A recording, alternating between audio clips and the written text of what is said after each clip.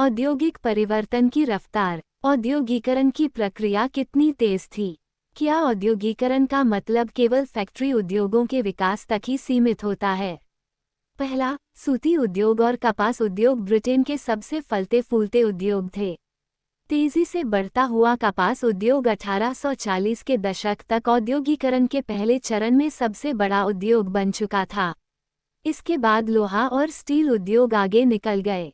1840 के दशक से इंग्लैंड में और 1860 के दशक से उसके उपनिवेशों में रेलवे का विस्तार होने लगा था।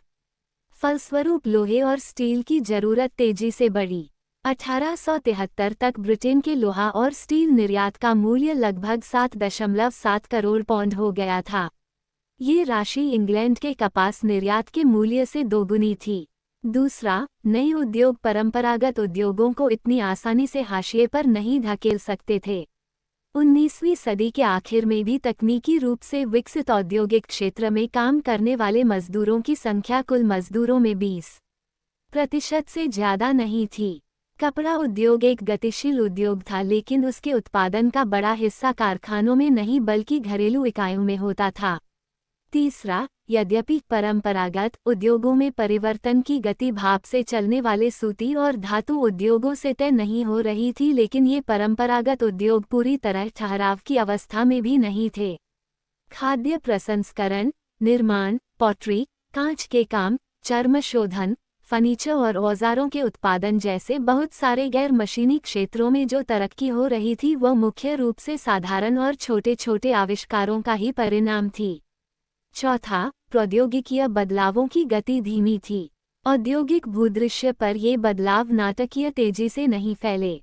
नई तकनीक महंगी थी। सौदागर व व्यापारी उनके इस्तेमाल के सवाल पर फूंक फूंक कर कदम बढ़ाते थे। मशीनें अक्सर खराब हो जाती थीं और उनकी मरम्मत पर काफ़ी खर्चा आता था। वे उतनी अच्छी भी नहीं थीं जितना उनके आविष्कारकों और निर्माताओं का दावा था। इस बात को समझने के लिए आइए भाप के इंजन का उदाहरण लें। जेम्स वॉट ने न्यूकोमेन द्वारा बनाए गए भाप के इंजन में सुधार किए और 1871 में नए इंजन को पेटेंट करा लिया।